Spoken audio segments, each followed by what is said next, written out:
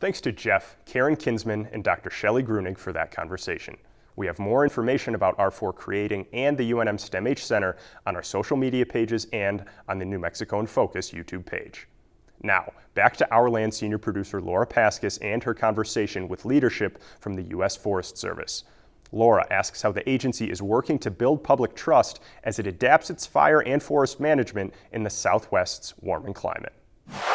I think it's fair to say that there has always been some tension between the Forest Service and communities, particularly in northern New Mexico. Sean, you are from Las Vegas, but fairly new to the job as forest supervisor on the Santa Fe. What are you doing in your role to be building trust? My most important thing, and it's the the priority for me and for our team on the Santa Fe, is to focus on trust. And what I've shared with the team is two things. That if we focus on these two approaches, that we will be building trust. And one is to know and relate to our community, and the other is to be a community asset. And knowing and relating to the community, one is to be a part of the community, and many of our team lives in the communities, and many of our team members have very deep roots in the communities as well, many generations. And so being a part of the community, meeting with people one-on-one and engaging. One thing that I've heard a bit of feedback is making sure that our folks are living in the communities that they serve, because they don't want to just be seen in the rearview mirror at the end of the workday or on a Friday, and really live there, experience the struggles, also experience the successes, is get out and meet one-on-one. And so that's been really important for me. I've gone out and done tours of the Hermit's Peak, Half Canyon, burn scar with locals and gone. And David Martinez, I think he was ProPublica did a story about him and his plight and not finding a house. I've gone and sat in his trailer with him in Monteplanao and just wanted to hear his story and see how we could help. Now the Forest Service, we couldn't build him a house, but you know what? We helped fix the road to Monteplanao. That's access to the forest, and it's something that we could do. And so that's like an example of then being that asset, is knowing and relating and understanding our communities. Understanding here in northern New Mexico, we have extremely deep ties and connections to the land, whether it's our tribal communities or historic land grant communities, and understanding and recognizing just how important the land is. One of my friends, Max Trujillo, County Commissioner in San Miguel County, said, that we are a people of the land, and understanding that great connection with the land, and all that the land has provided. Our tribal partners for time immemorial, and the land grant communities for centuries, providing firewood, herb gathering, piñon picking, grazing, hunting, fishing, you name it. People have been living on the land in together as one. And so then the Forest Service, what can we do to help facilitate that? How does that asset come in? And so when we say we're going to do something, we need to follow up and do it and be very transparent. That again comes back to those conversations, whether they're one-on-one conversations, whether they're town hall type conversations, whether they're field trips in our units. Maybe it's going and walking a fence line with a landowner and understanding what might be going on there, and then taking that information and translating. It's like, okay, well, what can we do to help facilitate firewood? Firewood is an incredible necessary resource for the people in northern New Mexico. That's how most people heat their homes. So we're converting a lot of the hazard trees right now on the burn scar, and taking them and getting them and making it all available, free wood permits, things like that, where people could come out into the forest. But we're also working with Mora County and the Neighbors Helping Neighbors program to get wood hauled to communities. We hauled a bunch of wood last year from the fire, like to Romesa and to the community there in Pecos. We're looking to haul more wood to Mora this year, and also with the Neighbors Helping Neighbors, getting wood to those processors that then they're able to get to those elderly folks and folks that might not be able to go get wood on their own. And so I think from a combination of knowing and relating and understanding the needs of the community, and then putting it into action, and the Forest Service really being a helper in that asset, I think is a recipe for building that trust with these communities. We're not going to fix our wildfire crisis without the support and help of our communities. Right. So I feel like this maybe isn't something that federal officials typically talk about. And certainly, FEMA is the agency that's working on rebuilding and that sort of thing. But I'd like to know what the Forest Service is doing in terms of reconciliation and healing with communities. Yeah, Laura, thank you for your question. And I think it really goes to what Sean was sharing just a moment ago, that part of reconciliation and part of healing is recognizing our part that led into the devastating fire, and sharing and being a part of the solution, right? Being a part of working with the community to help rebuild lives and livelihoods post-fire. We can't take away the pain and the loss, but I think that what we can do is promise to the community that we will be there and walk with them into a future into a future of repair, restoration, and rehabilitation. So I think that's what we can do, and we are, along with our federal partners, trying to do the most that we can to ensure that that we are helping folks become whole, that they are recovering what they've lost to the best extent that we can. I know it's not perfect, and it's been a long, long road, but as Sean said, really just trying to understand what we can do to help people, and then delivering on that. Yeah, and Dennis,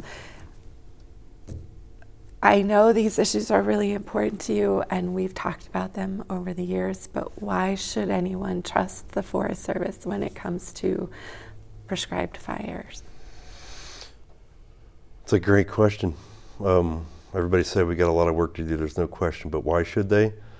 I kind of touched on it, I think, earlier, in that fire is part of our system. It's part of our backyard. It's just like hunting and fishing and all the wood gathering, everything else. Fire is part of this too. We're not going to be able to live without it. Sean touched on something very important. It's a societal problem. It's just not a Forest Service problem, but we're the stewards. We're the ones responsible. I would say, why should we be trusted? Because the alternatives aren't very good. If we think a fire is inevitable, and having it play out under its own circumstances isn't a good option, I don't think. It's not just here in New Mexico, but we see it across the West. There's places that are in danger. There's some places that are going to be in dire straits. We don't know when it's going to happen or if it's going to happen in our lifetime, but all the ingredients are there for something bad to happen. So by working with the communities, rebuilding the trust, the big one for me is transparency about what, when, and where we're doing, building those relationships, like the community meeting in Santa Fe the other day was great. Concerned landowners asking hard questions. And they weren't combative, but they really wanted to know, and it was a great conversation.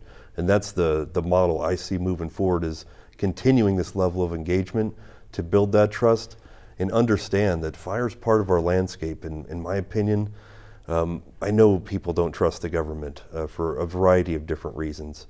This situation is very complex, but we know the alternative. I think our situation is still going to be better with all the things that we can change moving forward from this disaster, integrating with our community, building that support, and using the tools necessary to do it more on our terms versus being at the mercy of Mother Nature. So we've talked a little bit about transparency and, the town hall meeting and stuff like that. I had been asking the Forest Service since April 2022 to have on-air conversations about Hermit's Peak, Calf Canyon, prescribed fire, climate change. And it's taken a year and a half for that conversation to happen. What is the Forest Service doing in terms of better transparency with the press? Oh, that's a great question, and I hope this is an example of really just being available, being open, and willing to talk. And I apologize that it took so long for us to get here, but certainly would invite additional conversations, should you want them, and we won't make you wait a year and a half again.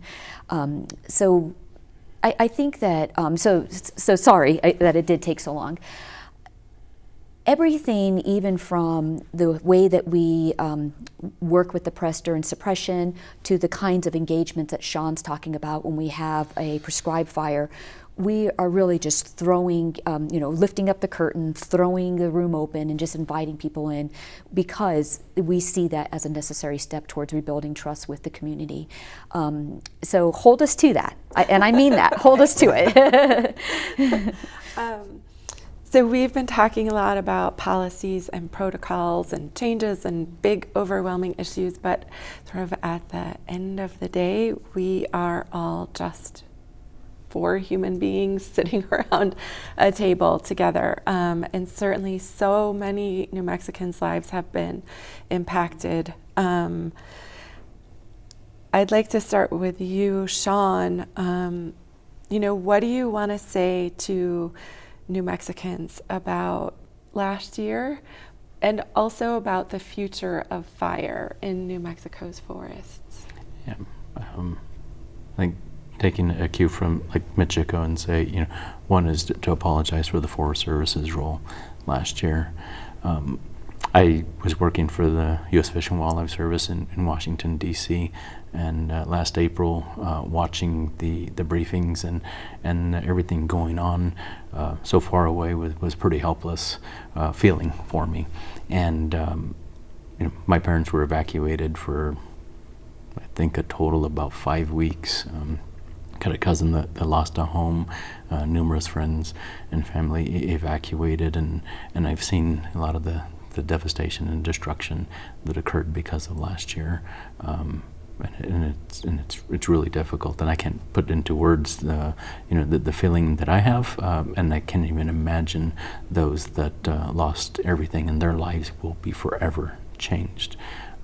So I totally recognize that, and what my commitment is, and I guess I should go back and say it actually changed my life as well, because it changed my trajectory to find a way. I'd been trying to find a way to come back home, and there was an opportunity to come home and help, to help try to heal, to help recover, restore, and to really think about the possibilities in the future and how we can live together and work together, knowing just how important the land is to people in northern New Mexico.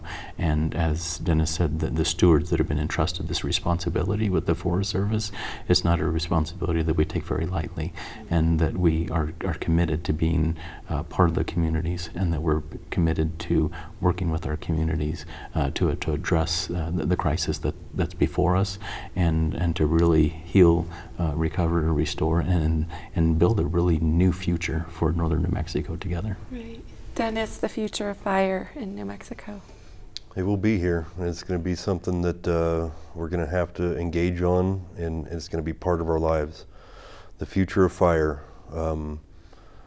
I think I've touched on it before. It's this reactive versus proactive thing, and I'll touch on it again. If again, building the trust, having the transparent conversations, engaging, making this a cultural shift here in New Mexico to accept and acknowledge and deal with fire together, not just the agency in a vacuum, but trying to be transparent. There aren't very good options for us, but we know, like from Cerro Pilado, the story's not out there yet, and I'm glad I have one more time slot here.